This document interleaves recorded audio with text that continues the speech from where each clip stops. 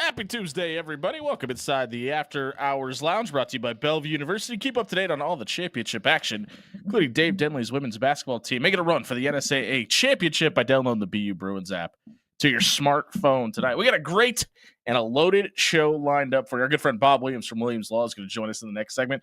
There are multiple lawsuits being thrown around the sporting world. We're talking about all of them. Every lawsuit. Some of them are really fun and stupid. And most of them are, actually, and then some are pretty egregious. We'll get to all of that and more with Bob Williams at 6:15. At 6:30, the Big Ten and the SEC have met, and they have discussed what changes do we want to see. Most importantly, what changes do we not want to see in the college football playoff? Tearaway jerseys are back. We'll talk about that at 6:30. At 6:45, the pride of all of Gretna, Nebraska, has a social media soundbite queued up for us that involves golf. Go golf. Surprisingly. Well, the eastern half of Gretna. He's the pride of the eastern half of of all Big game of tomorrow night. Gretna, of all of Gretna, Nebraska. Brody Hunting, the pride. Why are you being so nice tonight? I'm setting him up for later. The Blue Demons come to Omaha tomorrow. Tickets are as low as $2. Does it need to be Dollar Beer Night 2.0? Is that bad? We'll discuss at 7 o'clock. And then what should the Browns do with the second overall pick? I'm going to tell you. Burn At down their 7:50. franchise. That's the right answer. The Kings of Class A, the Creighton Prep Junior Jays, will be in studio. The wrestling team took home the team state championship at the state championships at the CHI Health Center last week. We will talk to three of their wrestlers and assistant coach Rowan Standard. We'll get his thoughts on what the LA Chargers should do in the NFL draft as well. He's a big Chargers guy. So we'll get to all that more. We'll take your phone calls, 402-951-1620. We're not on tomorrow, so we're celebrating Wing Wednesday a day early. All you got to do is retweet the GIF of our wings or follow us on Facebook and share the Cunningham's logo, and we will enter you into a drawing to win a $25 gift card to Cunningham's Pub. We're going to have a first on this show. This is in 5.5 years. This has never happened. We're going to discuss the political climate in the United States of America. Wow, John. Let me tell you what I think about Kamala Harris. No, I'm just kidding. We're going to talk about Nebraska basketball to open up this show. Yeah. I thought you were going to say you wanted to talk about Elon, not the Musk. They're on the University. TV. Hey, I just thought it was really appropriate that That guy's really good. it's woke Forest against Elon. Yeah, let's please move on immediately to something that's somehow even more Just like painful. Elon. What if they're Even Mascots more is a painful. demon. Please stop talking. Please stop talking. What? This makes Jimmy so uncomfortable. It's like the I- only thing we can do I- that makes him squirm in his chair. I am literally it's getting. the only thing. I'm literally getting hot. Right now. Like not like mad. Like my body temperature is going up. the only thing we By can the way, do. Like, anyone if- else here pilling Stop. dropping during the governor's show? Like if we're traded on the New York Stock Exchange right now, our stock would just be tanking. Let's, for some odd reason, switch to Nebraska basketball in that atrocity last night. Everything about that basketball game was bad, except for Bryce Williams. It sucked. The officiating was horrible. Every review took round about 64 minutes. Nobody could make a basket to save their lives. It was the fewest points scored by Michigan in a win in 11 years, by the way. 49-46 I would was have the thought final. longer. Yeah, same. Yeah. The over-under for the game, unless you know, shut up. But does anyone want to take a guess what it was? 94 and a half. I'll give you a hint. They didn't even come close. 135 and a half. Probably like 149. 152 Yeah. and a half points. That was not far off. They did Good not job, get guys. there. They probably would have needed about 6 overtimes to get there. Listen, I know what I do for college basketball season. I get labeled a Jays homer all the time That's because you are. because I am. But this is the problem in Nebraska basketball. It has been a very bad brand of basketball for a very long time. And even when they're winning and having success, it is just a bad brand of They basketball. were fun with Casey. Don't do that. They were fun with Yeah. Casey. Were they? Yeah, Yes. yeah, they were very fun. Okay, no, very no, fun no, team. no. The last 2 years of Casey, because they I were knew fun. I knew this is where you were going to go. Were they fun or was he fun? Because that's not the The same. answer to both is yes. I wholeheartedly disagree. I would actually agree with that. When they were playing with Casey, he opened up the floor a little bit more than they have it now. Dude, last year with The Rink team- Mast That's and what I was gonna Casey, like say. that was fun. Mast the is a team good was player. actually like well gelled. Josiah Alec They just didn't have got a true his point minutes and guard. That was played the problem. real well. And they went on that kind of magical run last year.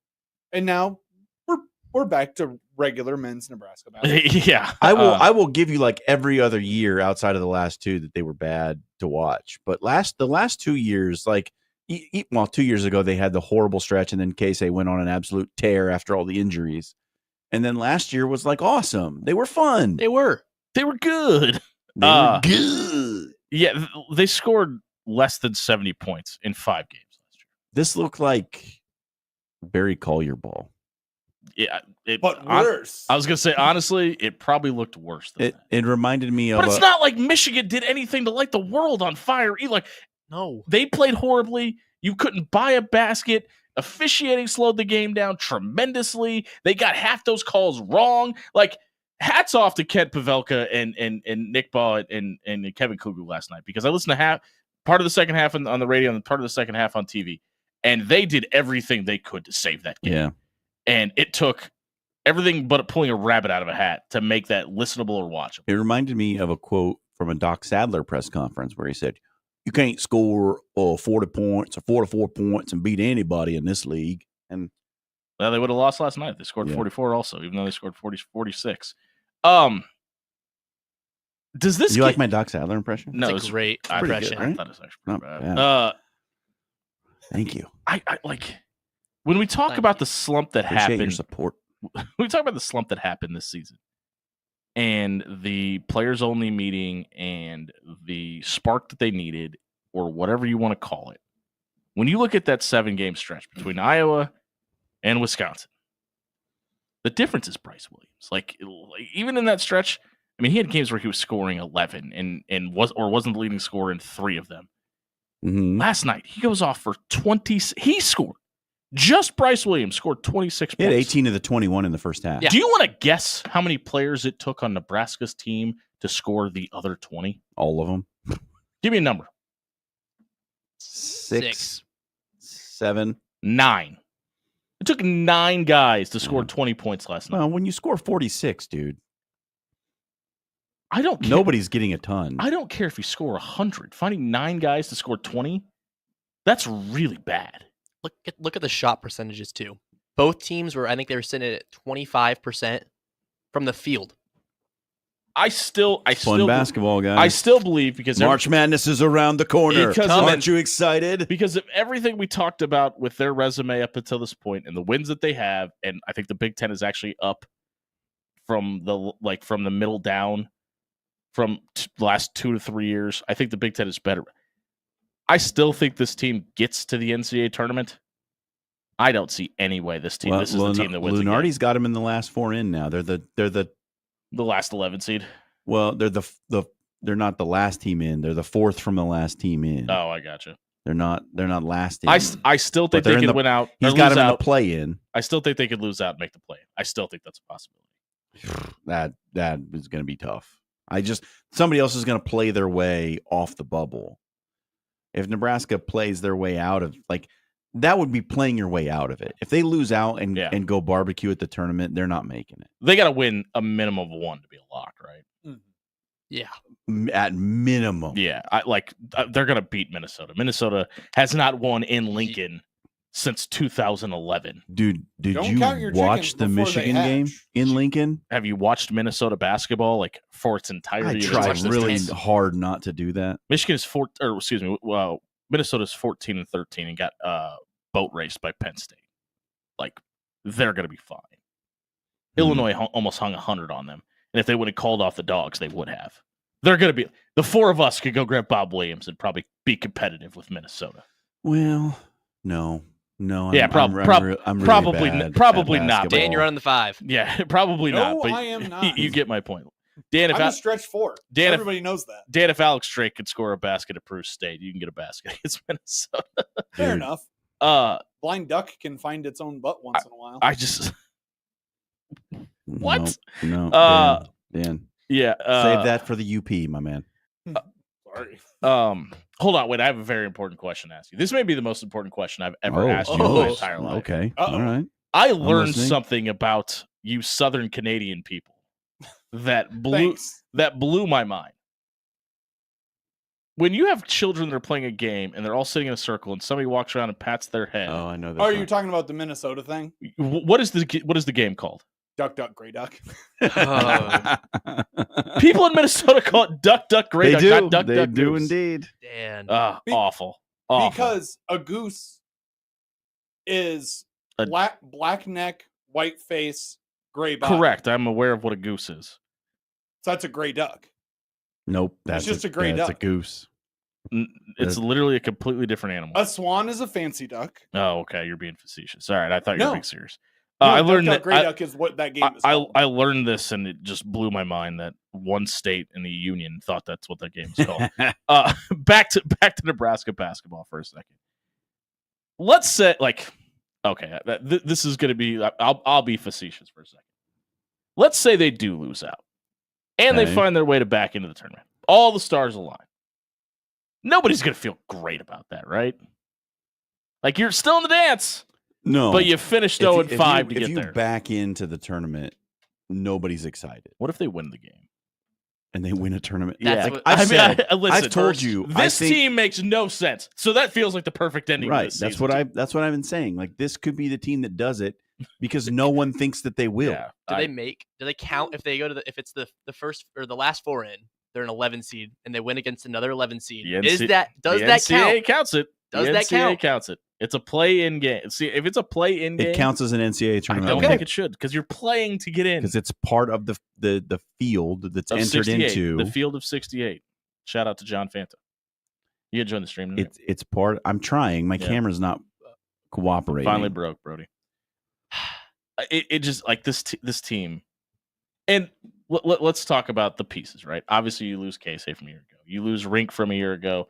You think you're getting him back next year? Like that's going to be a weird situation. Like if he could, I think he does. But like, what does that look like with a year off? And like, you got completely different pieces around him because obviously Bryce is gonna be Sure. like it's going to be such a weird like feels like it's going to be square peg round hole. I don't know. I just don't know. They're gonna beat Minnesota. Like I said, I don't see any way, as bad and as weird as this team is, I don't see any way they lose that game on March 1st. I don't see them winning another game this season after that. I think to really feel safe, they got to beat Minnesota and beat one of those other three teams. I think they can beat Ohio State, but it's in Columbus. And we know what this team looks like away from PBA. Bad. Yeah, not great, Bob. Speaking of Bob Williams from Williams Law is going to join us next. We're going to talk about a lawsuit facing the NFL. Are you on Blue Sky? We're going to find out when we come back. If you missed the opening segment tonight, check it out at soundcloud.com/afterhours1620. Is brought to you by Allo Fiber. They go beyond internet. They bring fast, reliable speeds with an all-fiber network to your house. They're in the majority of the areas of the Omaha area as well. Find out if you can get Allo Fiber at your house. You're going to be blown away by the improved internet speeds. You're dealing with one of those networks that are stuck in the Stone Age. Get Allo Fiber to your house today by heading to allofiber.com. Bob Williams of Williams Law sells all the world's problems on the other side of the break. 1620 zone.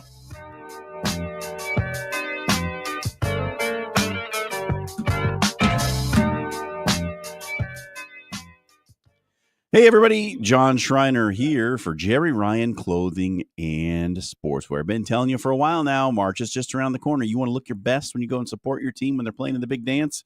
Jimmy thinks Nebraska's already in Creighton. They are a virtual lock as well. You want to support them with the best and the finest gear that you can buy. Get yourself to 78th and Dodge. Jerry Ryan Clothing and Sportswear has the Creighton and Nebraska gear that you desire in all your favorite brands. Mizzen and Main, Johnny O, Cutter and Buck, all the great ones, all the best. You're going to look great. You're going to love it. It's a great feel. It's easy to take care of. It's not like some of those other expensive brands where you got to hand wash it and then you've got to lay it flat. No, you throw it in the wash, you throw it in the dryer. It's good to go. You're going to look great. You're going to love it. And also, while you're in there, get fitted for a suit. You know you need a new one. We're hitting wedding season just around the corner. You want to look your best. Check out Jerry Ryan Clothing and Sportswear, 78th and Dodge. I've been dressing Omaha for over 50 years.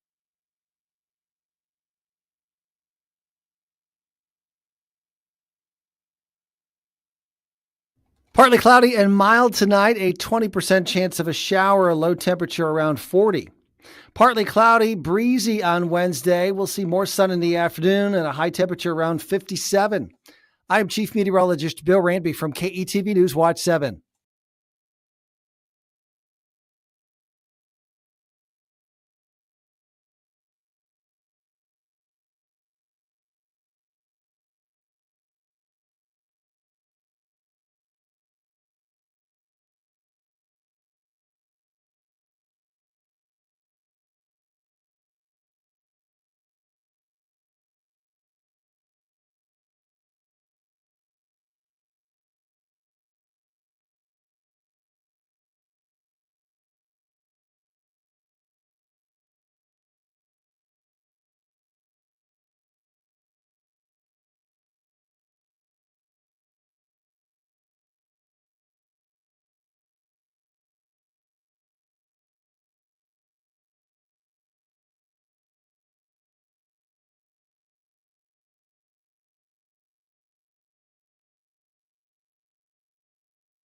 Did you know that Bellevue University is making a major investment in its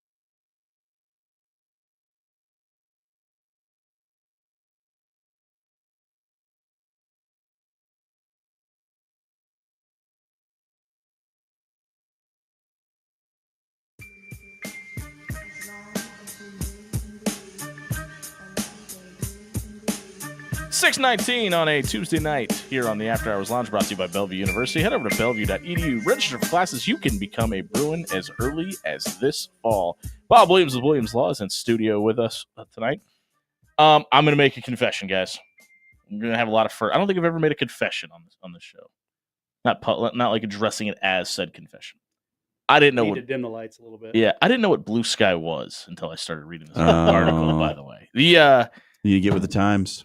The NFL is being sued for basically saying it's unfair to only use Twitter as the social media hub for said NFL 32 franchises. There are 25 million people who use Blue Sky. Mm-hmm. Anybody want to take a guess what the numbers of people that use Twitter? It's like 2 billion. 600 million. 2 billion's Facebook.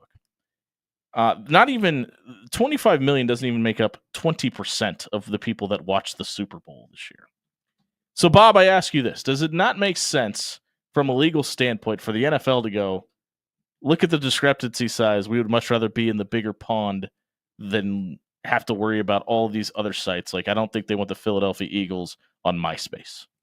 Well, yeah, well, certainly. And thanks for having me back, guys. Yes, when you're talking about, this has been filed as an antitrust suit. Yeah. And yeah, certainly similar NFL, to the NFL Sunday Ticket antitrust suit. Yes, from I mean, a year we're ago. like step number of my visits on the show, visit number maybe 10 that's talking about the 1890, antitrust Sherman Antitrust Act, right? So, and just to refresh your recollection a little bit, when you're talking about antitrust, you're looking at groups or organizations or businesses that may be involved in price fixing on the high end, predatory pricing on the low end, boycotting people out of competition, monopolization of markets, market allocation, things of that nature. So in this scenario, you're looking at the NFL, who partners with a lot of different groups, and many of which we're looking at here competitively and comparatively, such things as TikTok, X, Facebook's not a formal partner as of right now, but both TikTok's X and also YouTube are all NFL partners. Okay. Correct. And yes, the sheer numbers alone would dictate that if you're going to have your product pushed to the general public, why would you not use every avenue, the dissemination method that would hit everybody possible, right? Sure. So they're going to have partnerships. Now, when you look at those different social media sites, yes, there is the Venn diagram would show some overlap, but when people are looking to get information for NFL, there might be promotional things on TikTok and X that don't exist on YouTube or even Facebook, as it were, if they would become involved as well. But specifically, Blue Sky and X have a direct competitive nature as we sit here right now. Yeah, it's the same product under a when I different first name. was looking at this article, I had to look back. I was like, well, who filed this lawsuit, right? Like, because is this people that are actually owners of Blue Sky? No, it's not. Yeah. Is this somebody from a government organization which could have standing to sue versus an anti-competitive regime? No, this is two dudes sitting around on their couch that happen to be NFL fans and presumably have a lean to want to use Blue Sky and not X for presumably That's political my reasons. guess. Yeah. I mean, not they don't detail that in the article I read, but that's presumably why it is.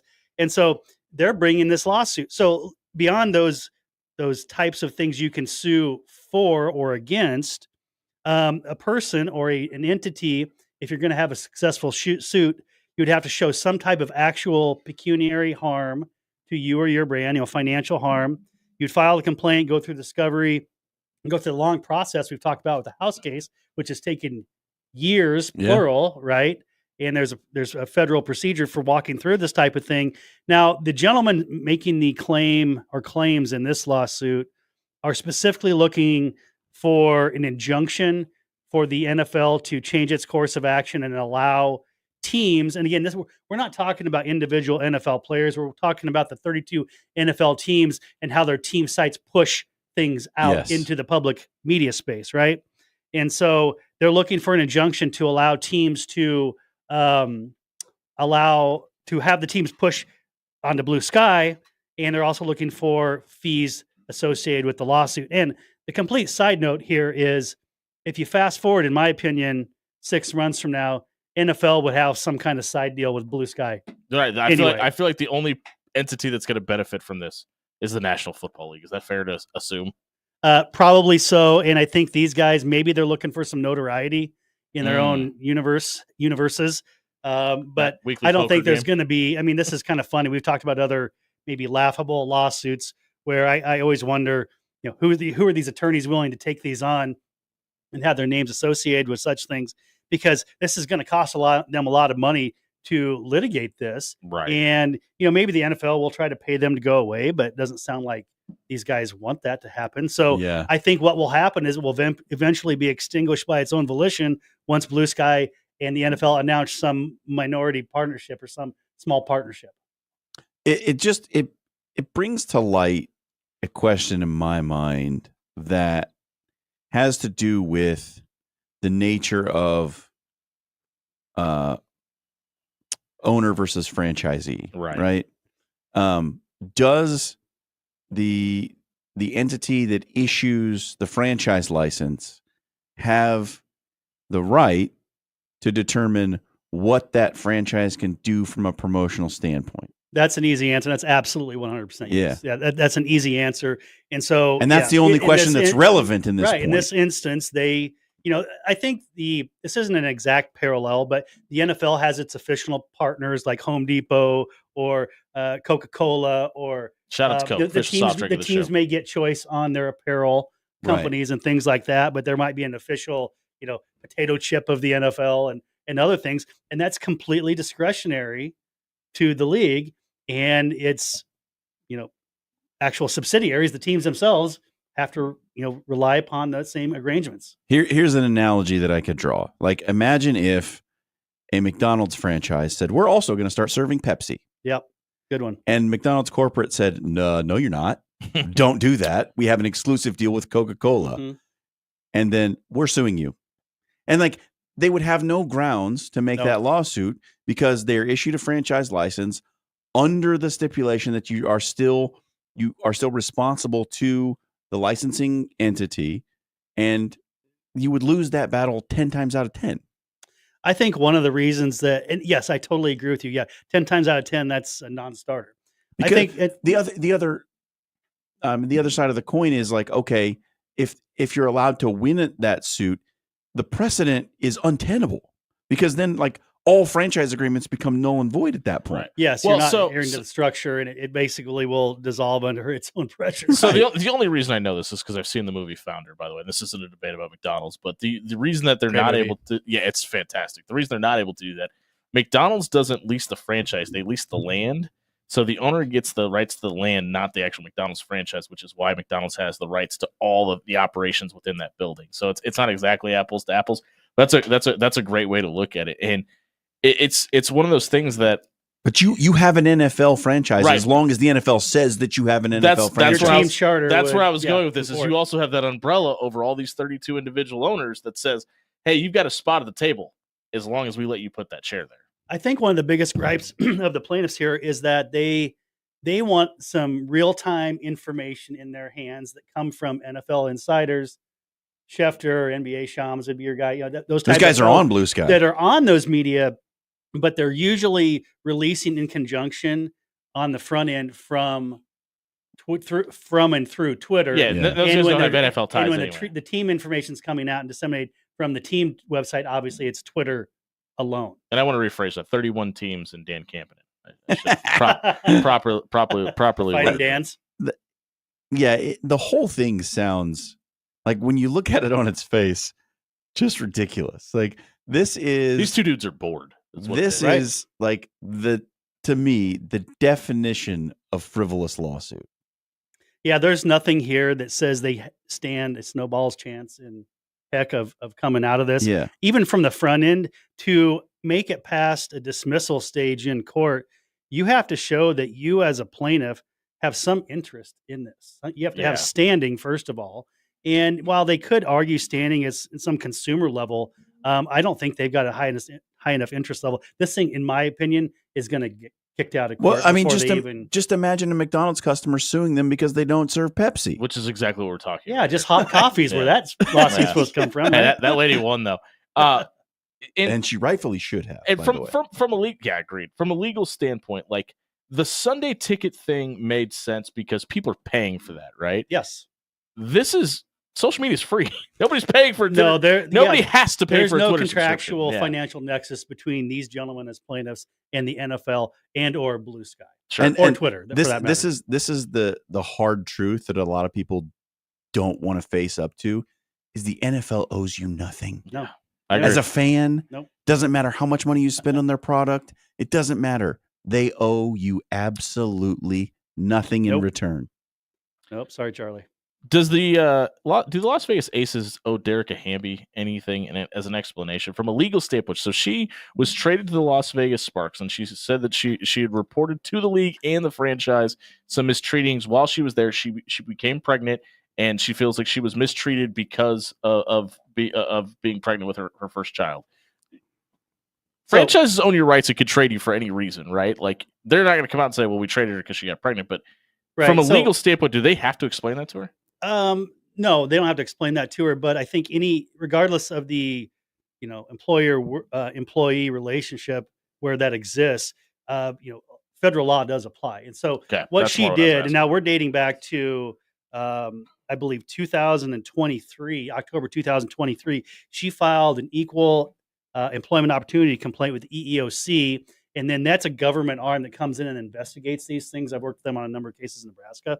And they're their own entity that come in. They can subpoena people. They gather evidence. And what they do is they either try to negotiate a settlement, or they can refer a letter on to the person in the plaintiff's seat, in this case, Hamby, saying, hey, we think that you may have a claim. You can go ahead now. You've got our blessing if you want to file a federal lawsuit. So last summer, the end of last summer, she did file a federal lawsuit that names both the WNBA and the Aces as each defendants in this lawsuit, basically saying that she was treated poorly, discriminated against because of her status as a pregnant person. Yeah. And I think, reading between the lines, I mean, they trade her, didn't they, for the the last bit of Candace Parker's career? Isn't Yeah. that part of the trade here? And so I think the team also had some remedial suspensions of at least their coach at the time, and there was some other information that they'd released on some corrective behaviors that they wanted to perform. But I don't know if this is going to have legs or not. I think yes, she's gonna keep moving forward with the lawsuit. Are we going to know anything anytime soon? Probably not. Again, it was filed. The motion to dismiss was just filed by the defendants in the last couple of months, so that's the stage it's at right now. Do you think, Bob, that this has anything to do with the way that the timeline of events actually transpired? Because October 23, she informs the team, I am pregnant. I will be unable to play basically our entire season. Dan's quoting somebody. He's not with child right now. I just want to throw that out there. Thank you. She sits out. The Aces say, all right, we understand there's a roster spot when you come back, obviously, because we have no control over this timeline and how this works. She comes back to the team, sees limited playing time, and basically right when she's available, they say, sayonara, you're now going to play for the Sparks.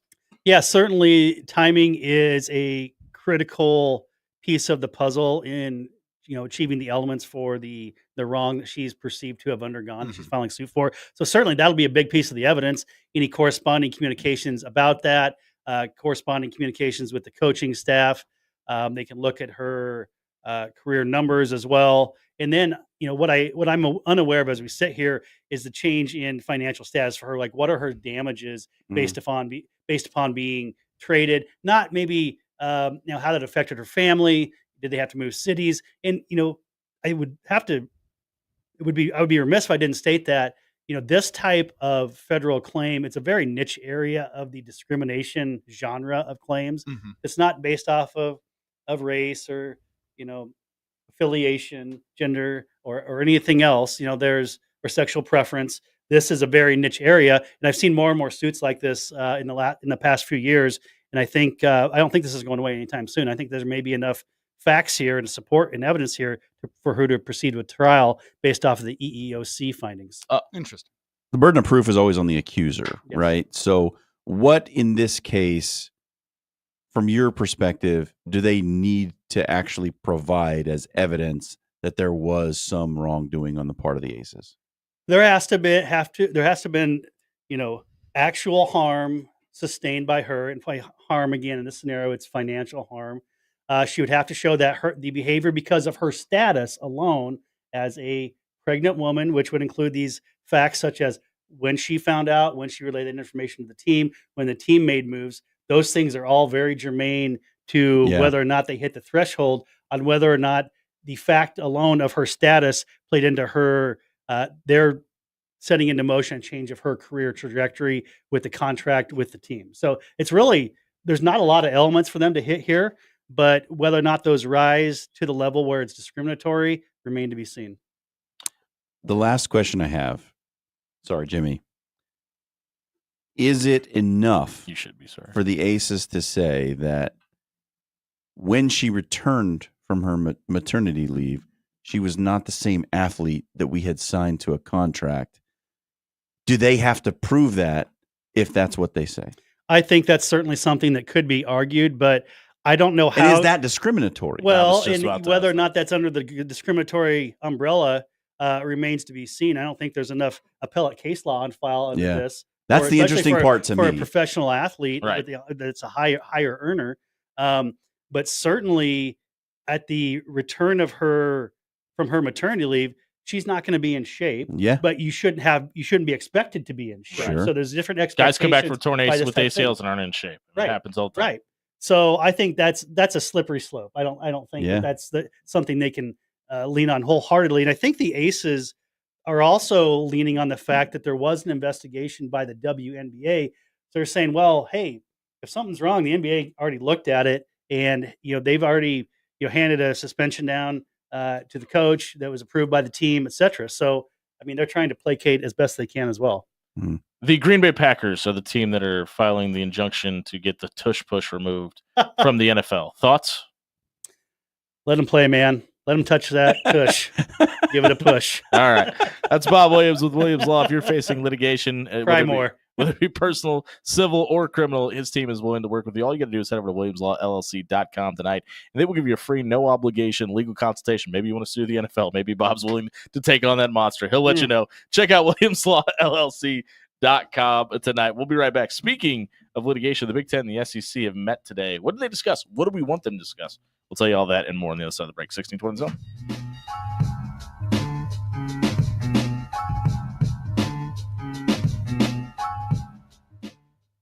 Hey, everybody, it's Jimmy Allen here for Cunningham's Pub. Do you know what tonight is? It's Tuesday. It's not Wednesday. That doesn't matter. We're still getting you entered into a drawing to win a $25 gift card to one of Cunningham's two great locations. It could be the Blackstone District. It could be the Old Mill location. They are both great and fantastic. If you need dinner and drinks, then all you got to do is head over to our Facebook or Twitter page, like and follow us, like and follow Cunningham's Pub, share out the GIF or the Cunningham's logo, and we will enter you into a drawing to win a $25 gift card to Cunningham's. You want to be entered twice? Head over to both Twitter and Facebook. Follow us and share both, and we'll enter you into the drawing 2 different times. It's Cunningham's Pub, 2 great locations. Celebrate a Wing Wednesday a day early with us here on After Hours.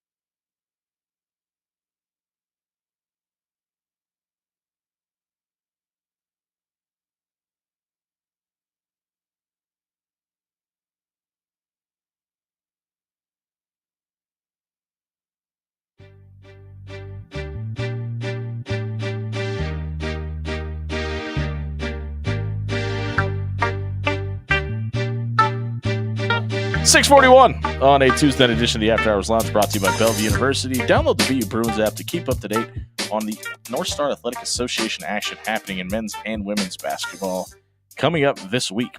Not in the North Star Athletic Association and not Bellevue University is the SEC and the Big Ten. None of those schools play in NAIA None of them. action. Not one of them. They did meet today, though, however, and those discussions are leaking out some of the things that are being talked about, I think we can all pretty much guess it's probably college football related. Tearaway jerseys. Yeah, I don't know if you know this. The SEC and the Big Ten, pretty prominent in the college football playoff discussion. They have all the media rights. The discussion has to be 16, right?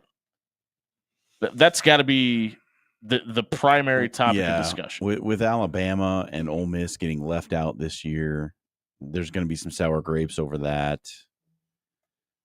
They want more seats at the table. They want more chances to win. They want to stack the deck in their favor because they have the big stick and they're going to try to swing it. He said stick, by the way. There's an S in there. So is it cool? Both are true. Is it fun? Not really. No, when you look at it from a wide angle. I kind of hate it. Yeah, it's like they're just bullying their way because nobody else can oppose them. They have the most money and the most influence. So, and we know that the NCAA is a completely neutered organization and they are completely beholden to the members in the Big Ten and the SEC right now. They can't do anything because anything they try to do, they get sued into oblivion. Like, there's a lot of discussion about automatic bids for the Big Ten and the SEC. And the magic number seems to be 4. Just saying that out loud made me want to take a shower. Oh, dude, it's sick. Because it feels like it's coming, right? If they have their way, absolutely. Who's got the grounds and to as stand I've on already laid out, who's going to stop them from doing that? Like, is the Mountain West going to bow up and say, hey, we had Ashton Junty and look how cool Boise State's turf is? Because the Big 12 and the ACC know where their bread's buttered. And they're just happy to be there right now. Right. So they're at the kids' table and proud of it. And especially those Pac-12 schools that got left floundering and finding somewhere to surface at. Oh, you think all those big Big 12 and ACC institutions don't know exactly what happened there? Yeah. Oh, yeah. Arizona State's going, no, we're good. You guys can have 4. Just give us our 1 automatic. We'll see. We'll hopefully see you again in December. It's have your scraps and like it. I feel like this is kind of where the college football world is going to miss like a Jim Delaney, where, the Big Ten was on Front Street, but he was trying to do the best that he could for college football. Like, he would build the Big Ten network because it helped the Big Ten, but he understood what the exposure could do for the sport, etc.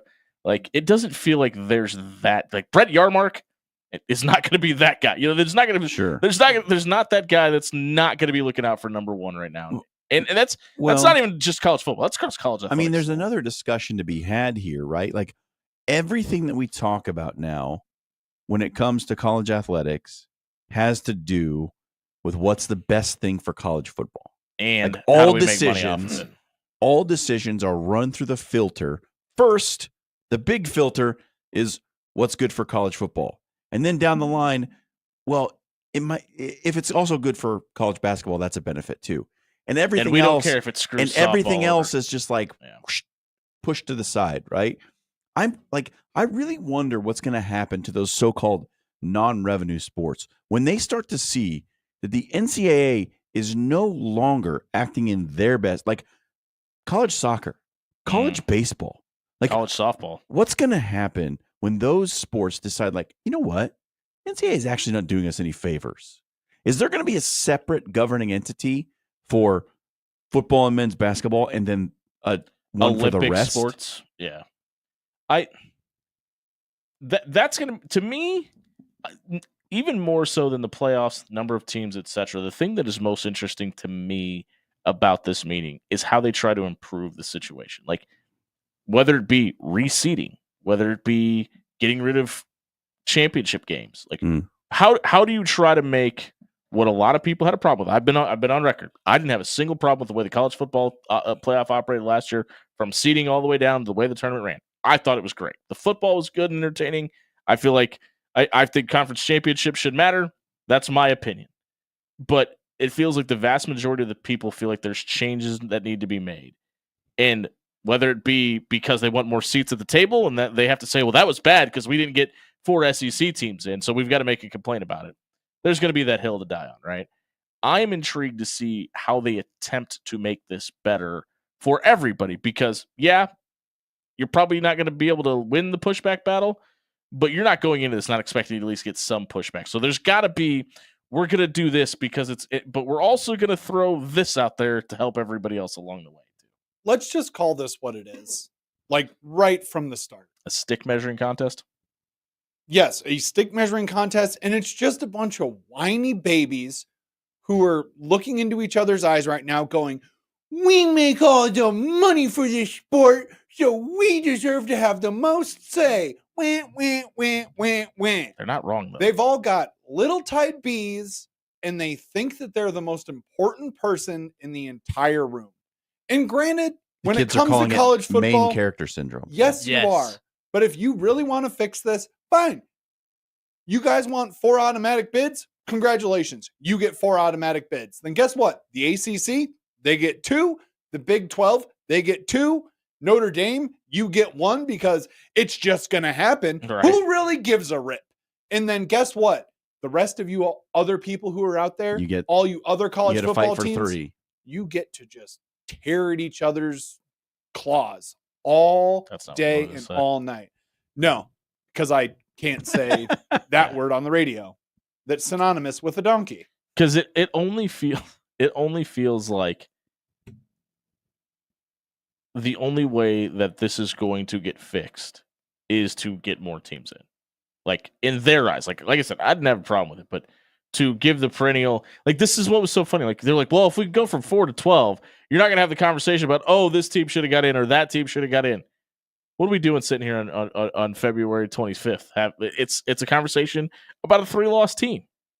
The question that I would like answered from the general college football question. Brody, do you have access to the Twitter page?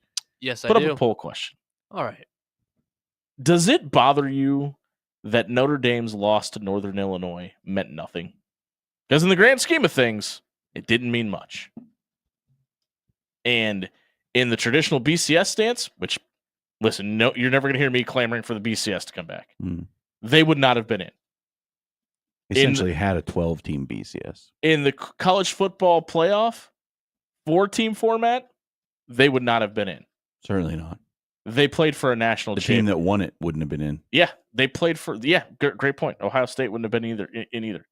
But Notre Dame lost to a non-bowl eligible team, and didn't even and still made the national championship game. Do you like that? Did that make the regular season feel less than? Because for me, my answer is no. Like it doesn't bother me at all, and I still feel like that loss had a lot of weight for the fan that likes seeing those upsets happen.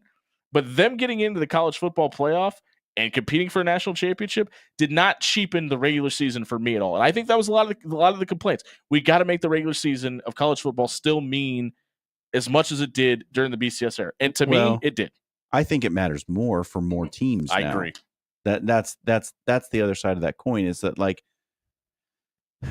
there's a greater number of fan bases engaged later in the season because their teams still have a chance. I mean, there were up to like probably going into the last 2 weeks of the season, there were still like 17, 18 fan bases that had hopes that their team could make the playoffs. Well, I mean, look at how many teams that you and I personally left for dead in the Big 12. It was like, well, it's BYU and everybody else's race. And then they didn't even play for the conference championship. Yep. I want to address something that Captain put in the chat on the stream. He says, "Where did the NCAA go wrong? Which time?" and this is a very interesting question. And to me, the NCAA didn't necessarily go wrong. The NCAA was always wrong. They just only, according to the Supreme Court, by the way, they just found out that they were wrong very recently, right? What they had been doing up to that point had always been wrong. It's just that nobody challenged them on it. Not even wrong. It was deemed illegal, which is, I mean, like not only was it wrong immorally, it was deemed illegal by the highest court in this nation. The NCAA didn't go wrong. They were just wrong.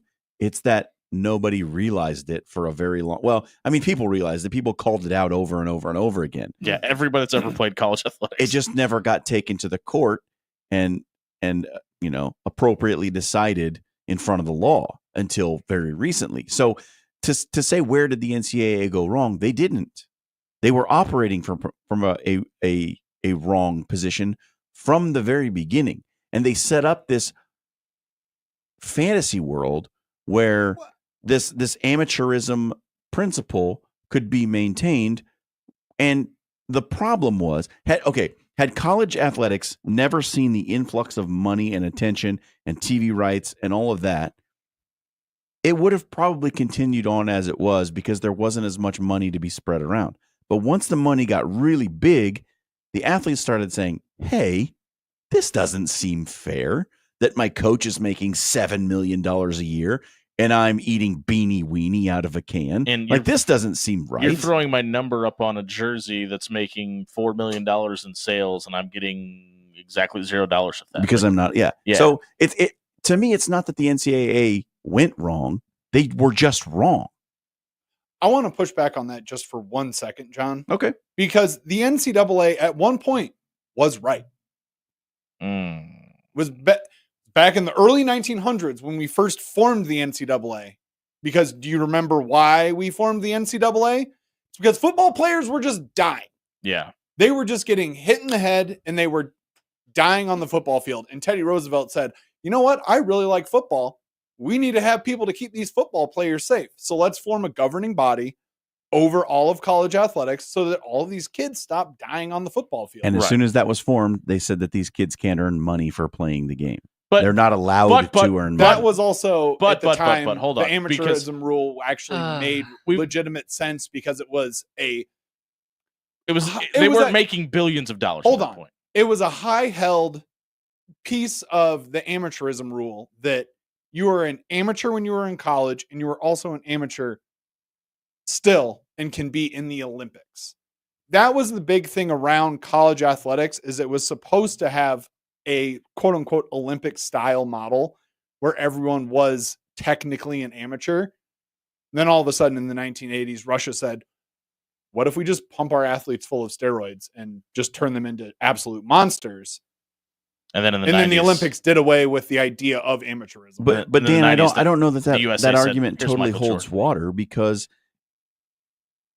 the amateurism principle and restricting someone's ability not to just not be paid by the universities, but not to be able to make money on their name, image, and likeness, that's always been illegal. Restricting that freedom for people to earn money based on their own image, that's never been legal in the United States. It was the only form of, we're going to charge to get into this building to watch this event, but not pay the people that you're paying to watch. It was the only form in any stretch of economics throughout this entire country's history. That's because until the O'Bannon lawsuit, but hold on, colleges and universities had this shield. They had this shield that they could say, I agree with everything you're about to say, but hold on, free education. I let you talk. That was their shield. I let you talk, but hold on. But here's the thing: is like, we're also comparing apples to tugboats here. Like, we're talking about when the NCAA was formed for safety rights versus a multi-billion-dollar corporation now. Just because it's the same namesake and in thought and process, it was the same idea. They're completely different entities now. Like, I hate to go back to the McDonald's reference, but this would be like trying to compare the two brothers shop in California that opened up the McDonald's franchise compared to what you're talking about now. Yes, in name and recognition, it's the exact same thing, but from an operations standpoint, it's not even in the same discussion. So it's one of those things that for the longest time, the NCAA tried to use that shield and die on it because, hey, we are giving added value in a scholarship model, which, yes, still to this day holds weight. But the problem is the money and the organization itself outgrew that model and didn't make any financial sense because everybody else was making more money except for the people underneath that shield. And that doesn't happen anywhere else. This is the After Hours Lounge. You missed the first hour. Check it out at soundcloud.com/afterhours1620. It was brought to you by our friends at Controlled Comfort. If you're worried about your AC unit firing up when it gets warmer outside, head over to Controlled Comfort right now. They're going to come out and give you a maintenance appointment to take a look at not only your furnace, but your AC unit as well to make sure you have peace of mind about cold and winter months. Check out controlledcomfort.com for more details tonight. We're talking links. Let's start the break. We come back. 1620 Zone.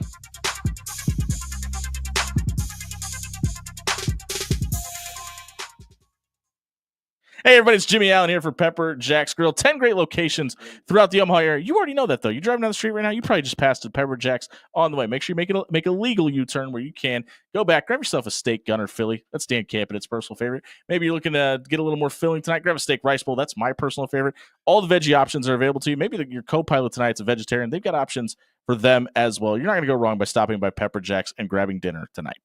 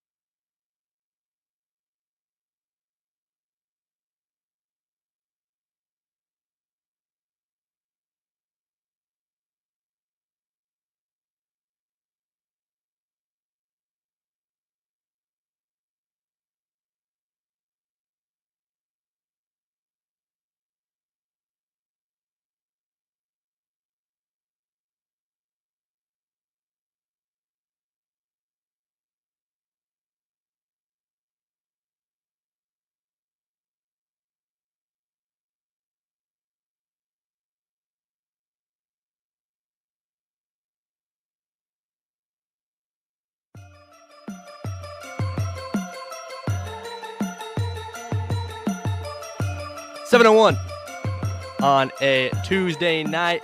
Head on over to Bellevue EDU to register for classes tonight. It's my turn to shine. Who are you? You're supposed to introduce yourself. I'm Brody Heidemann, Jimmy Allen, John Schreiner, Dan Camponen. We're talking Lynx. Best show on Netflix. Came out season 3 today. And man, do we forget about the arrest of Scotty Scheffler? I never forgot. forget. Never forget. I forgot his inmate number, but inmate Dan, I feel like this is something you would know. No, it's not, because I've forgotten it as well. Scotty Scheffler, famously arrested before the PGA Championship, and the full swing cameras were on him during the arrest. And we got to see a little behind the scenes inside the police car. Don't mean to step on you, brother. I just want to let you know. 20240-6620 was his inmate. Wow.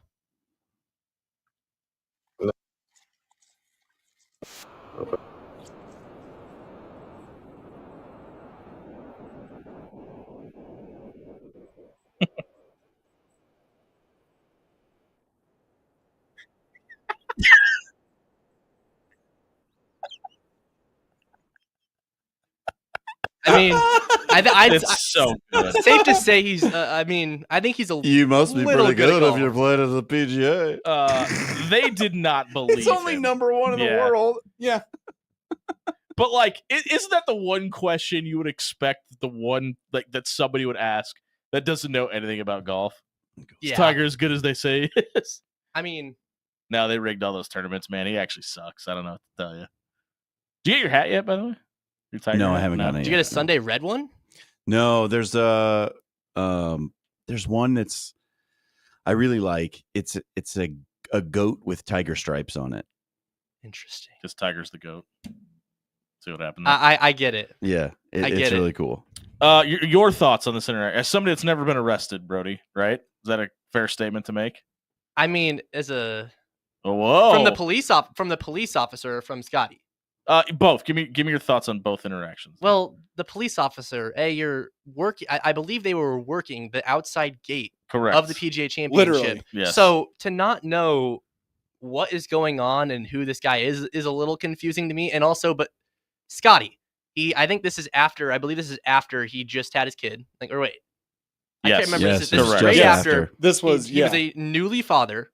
He's just going to, this is an early tea time. I think it was like 6 a.m. He's just going to play some golf, and this just happens. And he's, I think he was a little shocked.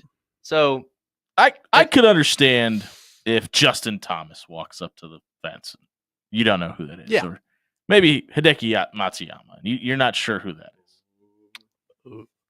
But this is the number one golfer in the world. Like, it's not like I guy that get just- it if you're not a golf fan. yeah, exactly. Like, if this is a kid that just punched his ticket to the tour, all right, you can get me there. You're working the front gate, but to Brody's point, Dan, I know you didn't hear the audio. Scotty didn't really do himself any favors. Like, I'm never a proponent of the "you don't know who I am" card. This feels like the only and appropriate opportunity to use that. Oh yeah, Tiger was pretty good, but I'm the number one golfer in the world now. By the way, pull your best Kurt Signetti card. Google me, Could- P. Can I give a little spoiler too? Sure. Okay. Later on, Dan, I'm sorry. Do you want to close your ears for this? No, go ahead. Really quickly, There's just a- I'm another- gonna watch it anyway. one more spoiler alert, It's just a- for anybody that's wondering. It's a later clip in the episode, and it's This the same. is full swing, correct? Yes, this is full swing, and the officer is. I believe it's the same officer escorting him. He goes, "Man, you should have told us you were the number one golfer in the world." And he's like, they would have had a presidential escort for you if they knew that you were the number one golfer. Exactly. So Like, to Jimmy's point, anybody else kind of get the feeling maybe Scotty didn't want to go to work that day? Like Nah. this felt like the equivalent of, hey, I looked outside and I've got a 4-wheel drive, but it snowed and I can call my boss and tell him I can't make it in. It gave off that Maybe. vibe. This was a real, just like Daniel Snow moment where he obviously got into the ever so slight interaction before, gets pulled into the back of the cop car. In the back of his head, he was just going, "Well, you had a bad day. Yeah, right. Take one down." Scotty was like, He was just like, "Oh, okay." Scotty's like, hey man, I've been at home changing diapers and waking up at 3 a.m. for the last 4 weeks. You got to take me to jail. I might be able to get a nap in. Yeah, Yes. like, I mean, the fact that they got this on, like, obviously with body cams, we knew we were eventually going to get this footage. I mean, this is probably as good as we could have hoped it, right? Hey, is Tiger as good as they say he is? That's fantastic. It's probably like that. We were talking about putting things on his shirt earlier. They should put that on a shirt. Hey, if you missed the social media soundbite tonight, check it out at soundcloud.com/afterhours1620. Just avoid the spoiler alerts if you'd like to. It was brought to you by our friends at Pixel Fire Marketing. If your business needs help with social media marketing, SEO, search engine optimization, or website design, check out pixelfiremarketing.com for more details tonight. We'll be right back. Buying or selling, the other side of the break. 1620 The Zone.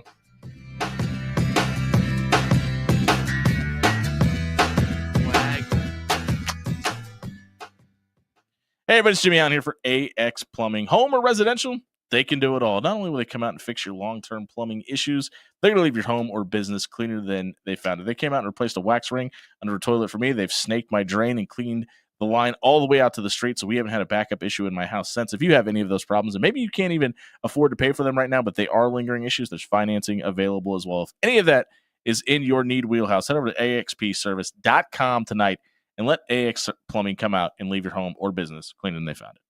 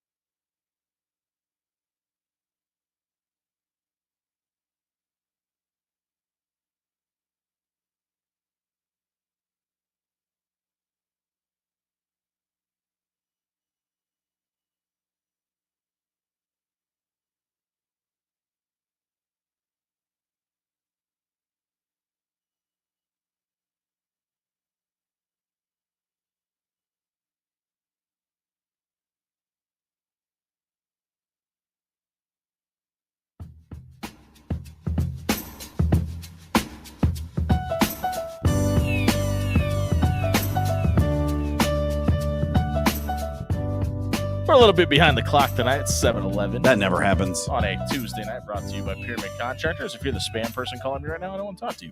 But if you are looking for a new roof, maybe your windows, your gutters, your siding, they can replace all of that. They'll also give you a free estimate. All you got to do is head over to pyramidroof.com tonight. Brody Heidemann not only brought us into the social media soundbite, but he's got some questions by himself for us as well. Oh, it's a big night tomorrow. Big matchup. DePaul. Can you feel it? In Omaha. The Blue Demons come to CHI. Should the Jays consider doing more than $1 beer night? If they want people to attend this game specifically, it kind of feels like they need to. I mean, they have called for a blue out. I saw that. Against the Blue Demons, but that's neither here nor there. Yeah, you've got to find some other attraction to try to get people into the building for this. Like, do you need the crowd reaction and a home court advantage to beat DePaul by 15 or so? Probably not. Ryan Kalkbrenner probably going to score north of 22 points tomorrow. Probably. I just feel like maybe for the season ticket holders, the fans that are flocking. You doing prize picks now? No. I mean, I probably should for this game because I can probably give you the exact numbers for everybody that's going to be on the court tomorrow. I feel like the reason Mac has to be like, hey, tomorrow's a big game against UConn. We could really use some people in the stands and could really use you up off your feet. Because sometimes in the Big East there are lulls like this. And I think if you give people more of a reason to come to the game, other than we've got a really good basketball team, which is 99 times out of 10, that's good math. Figure that out. Probably good enough, but the DePauls and the Butlers of the world kind of leave something to be desired. So I buy. Give us more $1 beer nights. Yeah, why not? Do it for the fans, if for no other reason than to do it for DePaul. Look, Creighton regularly has a top 5 attendance number in men's basketball. And that will stay the same this year. So, like, give them a little reward. Come on. Or like, come on. Pull your best Superdome impression out and give fan night. It's like $2 hot dogs. Like, it doesn't got to be beer. Well, this is keep the $11 beers and just give us $1 pretzels. This is a gem from Tommy. Nothing screams Big East like Chicago at Omaha. Yeah, no doubt. No doubt. I love it. Way to go, Tommy. Good one. I completely agree. I would be down for $1 dogs tomorrow night. It's one of those games that will Dan Campion be in attendance? I actually will be. Okay. Oh, and it was a bit of a struggle because when I got the text earlier today that said, "Hey, do you want to go to the game tomorrow night?" I was like, "Who are we playing again?" Do I? And I looked at it and I said DePaul, and I went, "They're 2-11 in conference right now. Seems really fun." Maybe I'll surprise they got 2 wins. Also, buy that lineup to like 20 points. I think it's going to be 15.5. I literally nailed on the number. Wow. The last game. So yeah, I can't drink beer, but yeah, you don't care. Bring it on. See bring it on. That's the other thing too. Is like if you want the students to attend, like okay, they showed up for $1 beer night against UConn. They were going to do that against UConn anyway. Like yeah, they got a lot of pent up F bombs. Get they yourself need to some throw freshmen around. and sophomore. I said 15. It's 17.5. By the way, that number is out. It's a good number. Take the Jays. Brody, what else we got?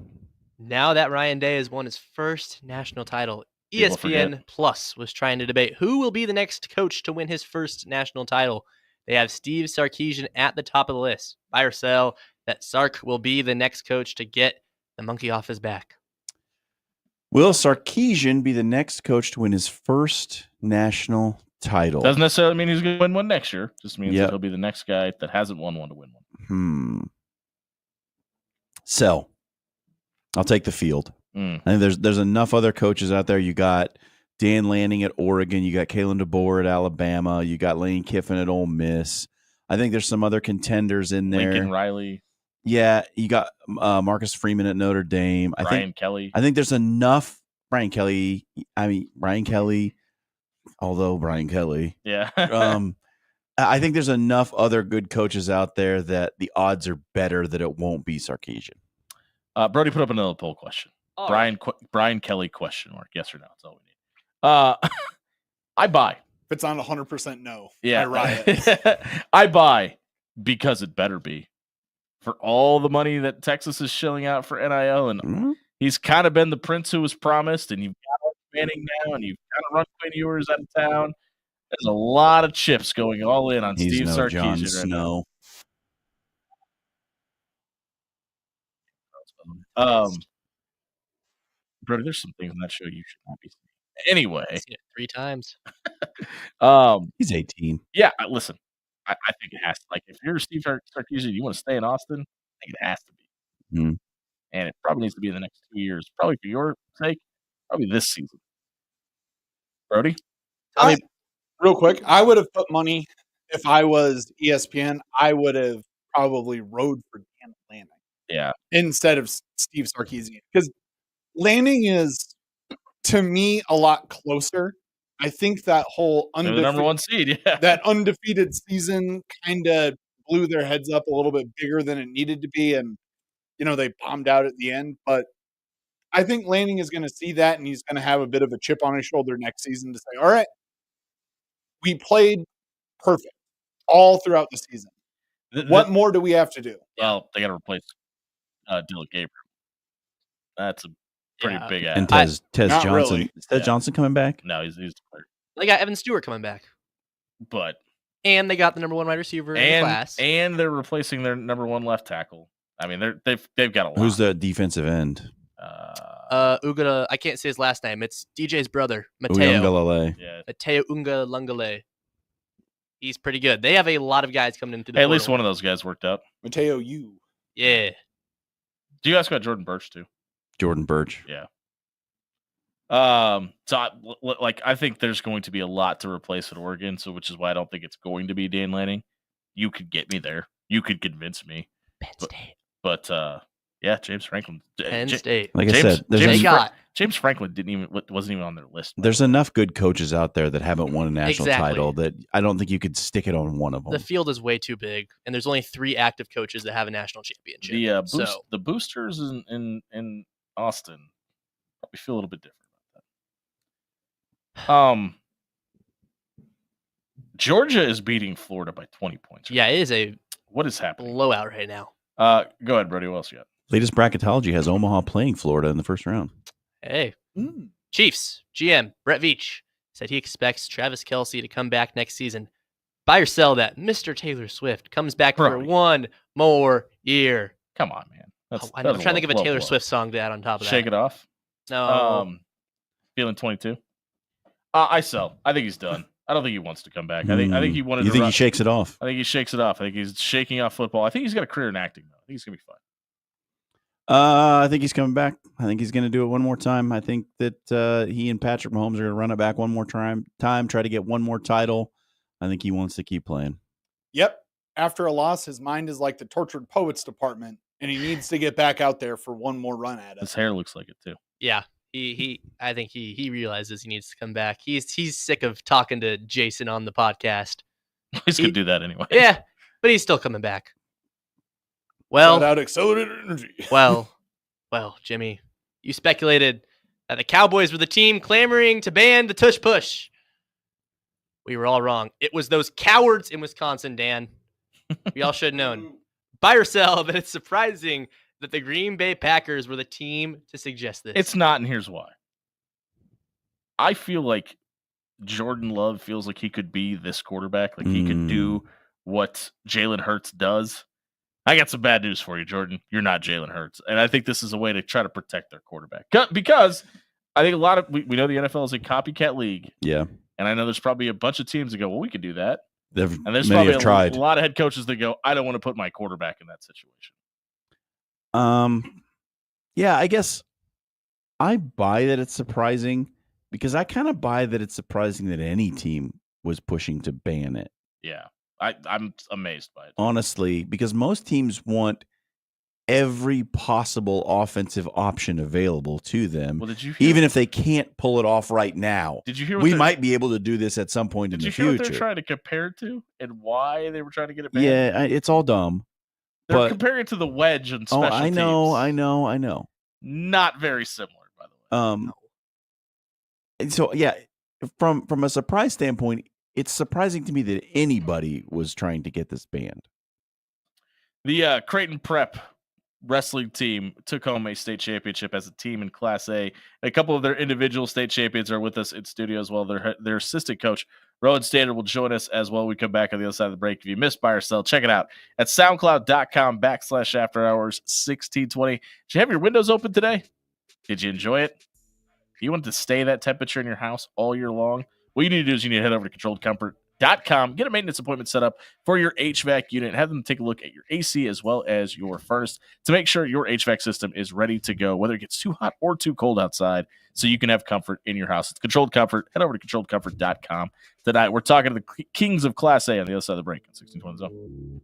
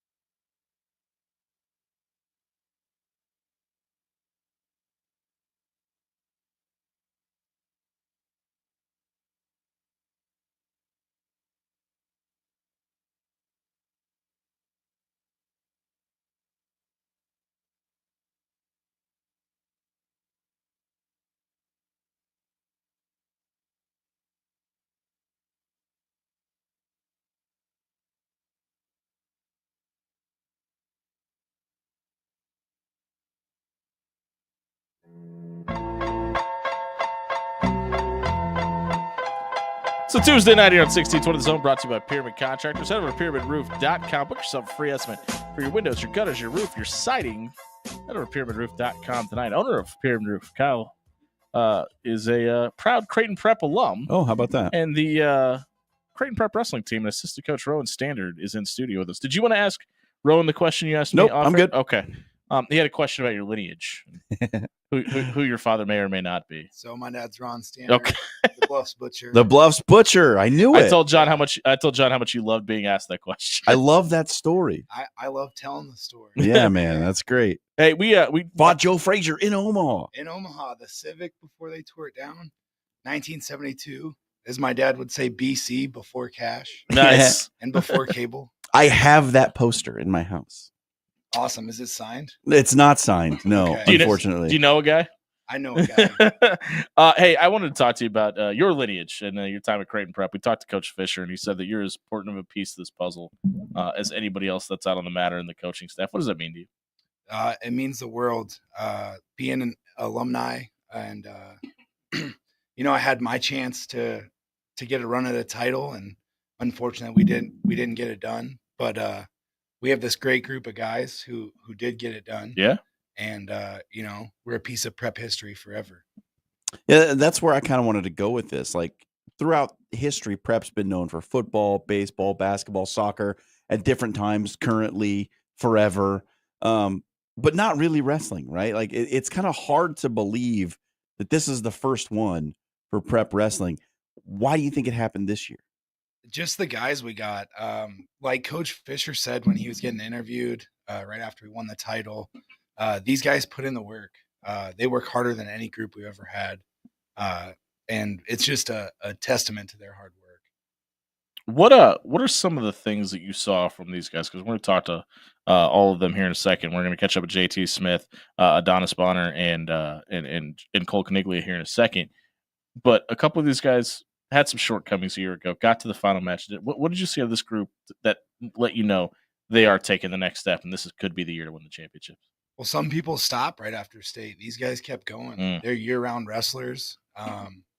There's not a week or a month that they take off. They're always putting the work in, whether it's the weight room or the practice room. These guys are wrestling year-round, all three styles: freestyle, Greco, folk style. And it showed this last weekend. So much of having a good wrestling team, I think, is having a run like in consecutive weight classes, and you build that with like a good wrestler who's working in practice with those other two guys who are around him. And you guys kind of had that with Adonis and JT and Navarro all right there bunched together from 75 to 215. What about that bunch, that group, made this team so special? Yeah. So that group of guys, they work really well together. Great team chemistry. I don't think you can leave out Roberto Sijic either. Yeah. He made the finals at heavyweight. We had 7 finalists. That's the most in prep history. 4 champs. These guys mix it up in the practice room. They're not just going with one guy. They're mixing up with the coaches. Up and down the lineup, getting different looks. How often does Cole get the better of you, John? We don't mix it up as much. I mean, I'll grab him a little bit after practice. And mess So a around, lot, but okay. Yeah. Hey, we'll talk to those guys now. We'll catch up with Cole Caniglia now. Cole, go ahead and step up and grab the mic. Trust me, there's never a doubt in my mind that you could take Coach off his feet in a heartbeat. Hey, we talk about the atmosphere in that building quite often, and if you've never been to state wrestling, you never competed at state wrestling, it can be a lot when you walk in. How much different was it for you from an atmosphere standpoint, and the fact that you did this a year ago this time around? Yeah, I felt like I'd been there before, so it's state wrestling, super cool, and the crowd is it's crazy, but I feel like you just have to block it out. And this year, my mentality was just going in there and staying calm and staying in the moment. Like, was that easier for you this time around though? Yeah, 100%. I'd already been in the moment and saw the lights, so I just felt like I was ready to go this time. You lost by pin in the state title match a year ago. Yes, sir. What was the feeling like after that, and how did you use that as motivation coming into this season? And please stop calling him sir. Yeah. So last year it was kind of devastating. I always thought I was going to be a 4-time state champ. But it pushed me and it to get to this moment right here, and along the way I was a couple other teammates had the same result. So yeah, it was great. I mean, I yeah, want just pushed through that moment. I want to talk about that aspect of it because it is an ultimate individual sport for the Yeah. majority of it. You're out there on the mat by yourself. Nobody's coming out to help you out, right? Yep. When you do it, you get to the pinnacle and you're going to step up on the podium in the one spot.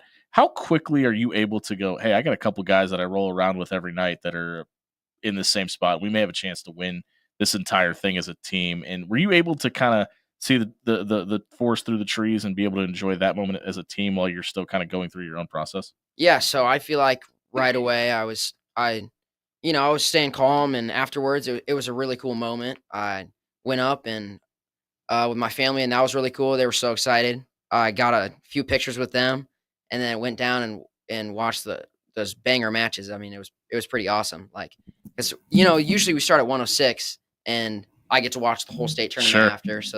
But it was different this time. I kind of liked that as well, like where I was able to wrestle in the middle. So that was cool. But yeah, I mean, we had a chance to break the record with only one senior. We came really close, 9 points. So that was really cool as well. It's such an individual sport, obviously, but you also win the team title.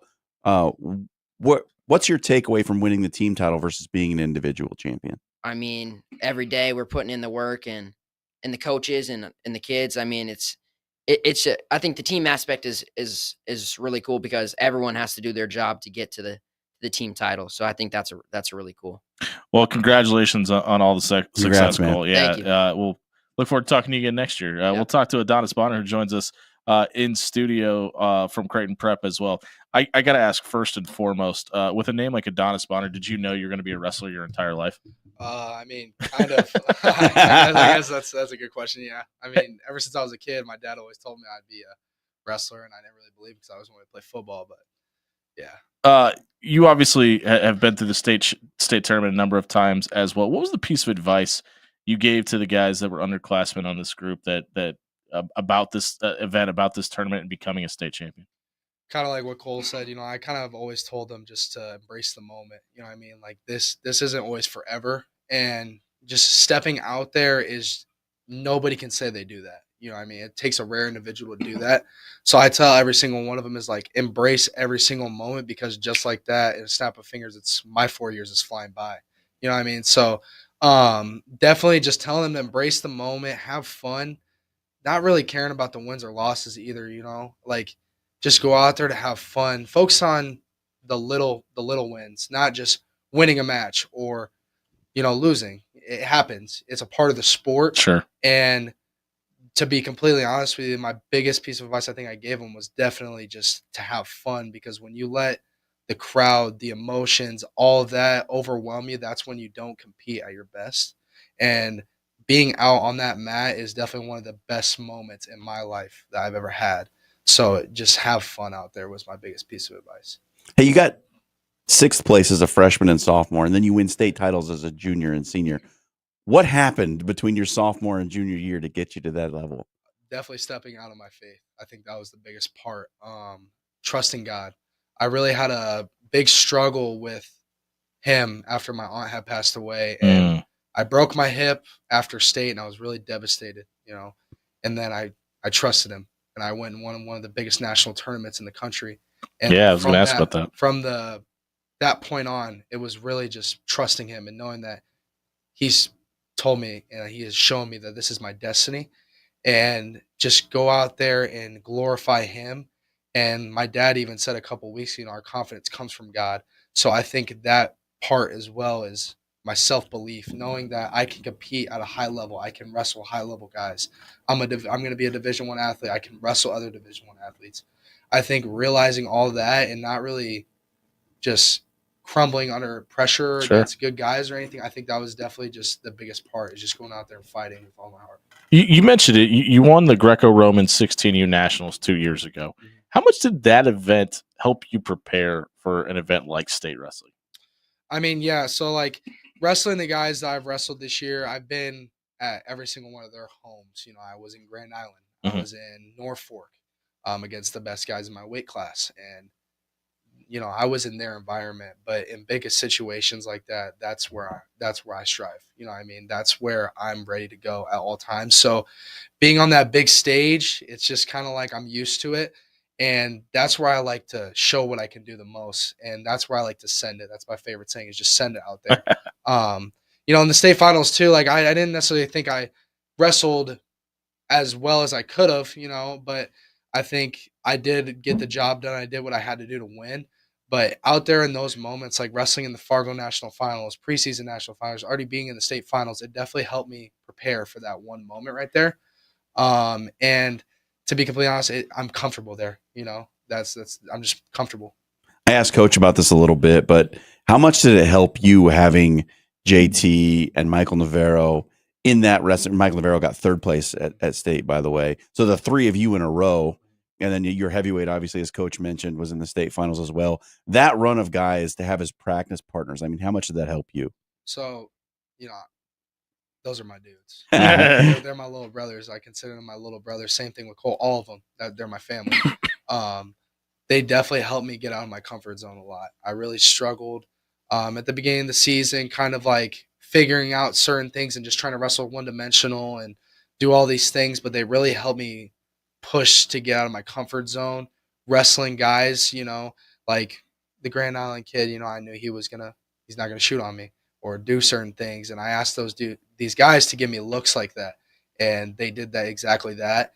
And they really helped me get to where I am this year because, sometimes Rowan gets tired. And, these guys got to he's old, man. He's old. Yeah, I know. These guys got to step in. And once he gets tired, I asked him, like, hey, man, I need you to give me this look. I'll give you looks. JT does that. Mike does that. Roberto does that. So they definitely helped me become the wrestler I am this year. And I'm beyond grateful for these little guys. You mentioned it. What are you doing after high school? So I'm going to California Baptist University to wrestle in the Big 12. Congratulations, man. That's awesome. Good luck with that, and congratulations. Congrats, dude. On all the success. We're joined in studio by the Creighton Prep boys wrestling team. We'll talk to JT Smith, who joins us. Had a little bit of a break before the show came on air, but hopefully he's doing okay now. You all right? Yeah, yes, you ready to go? Okay. You win your first state title as a sophomore. Do you really have the ability to look past this season and really start thinking about 2, 3, and finishing out maybe a 3-time state champ? Yeah, that's the goal. When I first started wrestling, I never really thought I was going to be a state champ. My goal was to really just make it a state. And now I'm here and I'm a state champ, and it's just a dream come true. And kind of being in the spot where I am, having a great dominant state tournament, getting bonus points in every match. I really can look forward to that and really look forward to being on the top of the podium a couple more times. Just like Cole, you're a guy who came up one match short of a state title a season ago. What was your path back to the finals like? It was just get back in there, get the business done. Don't leave it up to any doubt. Make sure everyone knows that I'm the best guy at my weight. Keep working hard in the practice room, getting pushed by my coaches and partners, and just, out there grinding. The state title is the biggest difference at the end of the year, obviously. But what was the biggest hurdle you had to overcome this season during the season? I would say the biggest hurdle for me was just kind of getting, just being more aggressive in the matches, taking shots, not leaving it up to 4-1 match, 3-2 match like I had done in the past. Just going out there, doing what I know I can do and score more points, and that's kind of been the difference for me. What's Adonis like as a practice partner? Oh, he's tough. He's out there. He's trying to beat me up in the room, and it helps make me tougher, helps get me ready for the matches because no one's going to be tougher in a match than what he is in the practice room out there pushing me. Is he a lot easier to work with than Coach Rowan? No, I'd say Rowan's easier to work with. Got him. Keep in mind he's got you for two more years, man. That might have been the wrong answer.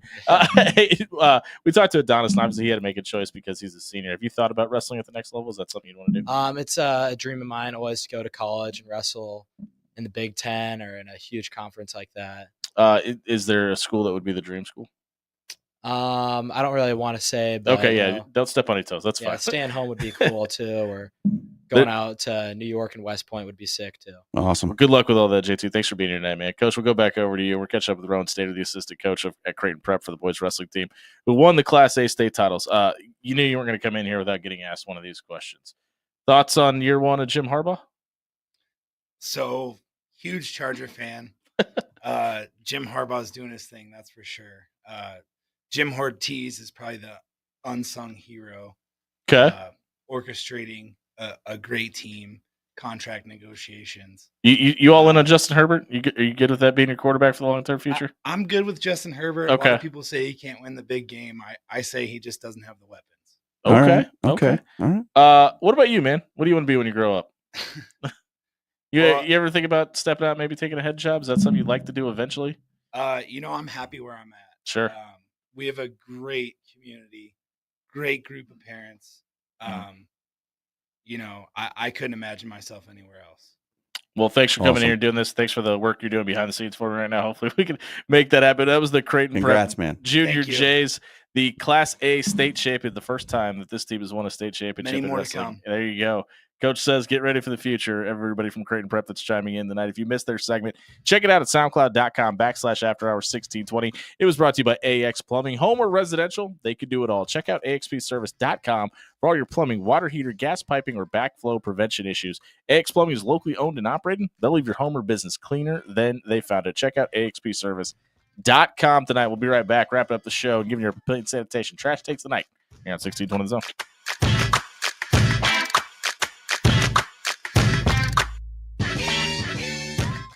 Hey, everybody. John Schreiner here for Cunningham's Pub. Wing Wednesday? Nope. Wing Tuesday this week. And that means you can get yourself entered into the drawing for the $25 gift card to Cunningham's. You yourself, yes, I'm talking to you. You can enjoy some of the same great wings that we had tonight ahead of the show. We had the barbecue and we had the House Buffalo. I've been telling you for months that the House Buffalo at Cunningham's is the best buffalo sauce you're ever going to have. They make it themselves. It's not like anything you've ever tasted. It's spicy. It's got that tang. It's got a kick, but it's a little different flavor than the traditional buffalo you're used to. It is fabulous. If you want to try it and you don't want to pay for it, get yourself entered. Follow us on social media. Retweet the gift of the wings. You will be entered into the drawing for that $25 gift card to one of the two great locations, Old Mill or Blackstone. And there's so many other great things on the menu, plus the great beers that they have on tap. You cannot go wrong at Cunningham's. Check them out tonight and get yourself entered for that $25 gift card from Cunningham's.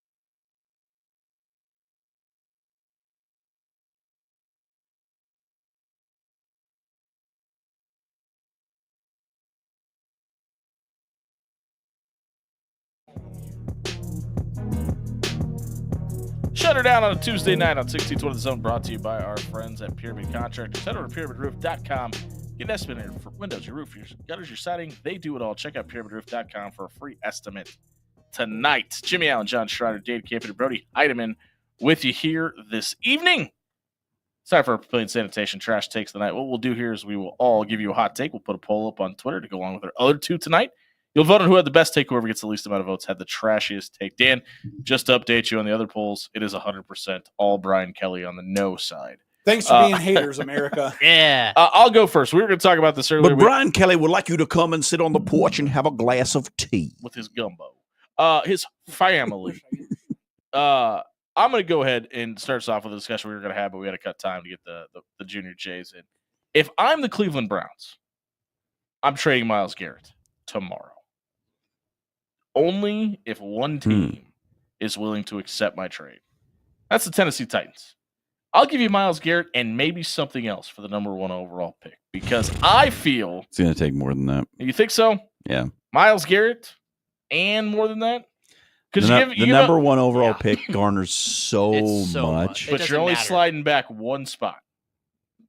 And you have to ask yourself, is Abdul Carter for sure that guy? I believe he is. I think so. I think he's the number 1 player overall. Yeah. Do you think you can get 3 to 5 serviceable years at the same productivity level out of Myles Garrett? Because if you do, how close do you think you could build around to win a Super Bowl? And I think the Browns are miles away. I think the Titans are half a mile away. But I to me, if you're the Browns and you don't really want that disgruntled person in your locker room, that never works out. And you can, if you could find a way to get into bed with Tennessee, you could trade a 29-year-old version of an elite pass rusher for a 21-year-old version of an elite pass rusher. This might sound a little bit nutso crazy pants. Usually does. But I honestly don't think you want to trade Myles Garrett just to get Abdul Carter. Sure. No, I get because that. it's trading a 2024 Escalade for a 2025 Escalade, and it just seems which like is why I led with, if you believe that Abdul Carter is that guy, that's why I led with that. Fair. Because you're trading arguably the best pass rusher in the NFL, arguably, for a guy that's unproven. TJ Watt would like to enter the chat. That's why I said arguably. There's a couple guys out there you could throw into the discussion. But how much tread do you think is left on those tires? 25 Escalades only got 5 miles on it. And it's only called the Combine. I also don't think that. Well, he's not gonna be at the Combine whatsoever. So he'll stand around in shorts. 0 miles. He'll take some pictures. I don't think the Browns are as far away as people think that they are right now. I know every season is basically a dumpster fire, but I mean, monetarily, they're miles away. But spiritually and physically, they're closer than I think people would give them credit for. Maybe. Okay. Yeah. Agree to disagree. John Schreiner, hot take time. After years of being notorious as the cheapest franchise in the NFL, unwilling to pay their best players, just allowing them to walk out the door in free agency for nothing or perhaps a bag of peanuts, the Cincinnati Bengals are doing something that they don't do. They are spending money. They're going to make Jamar Chase the NFL's top paid non-quarterback. And let me tell you something out there in listener land. I'm here for it. I absolutely support this decision because Jamar Chase is, if he's not the best receiver in the NFL, he's 1B. Jamar Chase is a game changer on every single play of the game when you have the football. Not only because you have to worry about him catching the ball and scoring a touchdown against you, you have to worry that he might catch the ball and score a touchdown against you, which forces you to play coverage over the top of him, which opens up your running game and makes life much easier on Joe Burrow. Jamar Chase, if it's not Joe Burrow, is the reason that the Bengals will get back to the Super Bowl, and they had to pay him. Dan Campen. By the way, John, I stand behind them paying Jamar Chase just so that we can continue the annoyance segment that is T. Higgins. Absolutely. Yes, it continues. If you know Mr. Dan Campanen outside of work, you know that I care a lot about clothes, shoes, and fly fishing. And fly fishing, yes. And fly fishing rods. There is an old adage amongst menswear folks that say, do not wear the clothes, or do not let the clothes wear you, you wear the clothes. And that is exactly what Malbon Golf is doing right now with Jason Day. The drippiest player on tour currently is Jason Day, because he is not following any of golf's old stuffy rules anymore. Yes, the polo shirts are baggy. Yes, the pants have pleats, but he is dripped out in luxurious linen and comfortable fits that actually can work for you on a golf course. It is the partnership that I think golf has been waiting for and wanting for so long. And for it to come to a gentleman in Jason Day, who is perchance the calmest of all the golfers on tour, it couldn't be a better pairing. So if you're let's just say if you're an NBA player and you decide to wear super duper short shorts, and I'm trying to think of something else that's ugly, is that considered the drippiest of drip? What would you consider?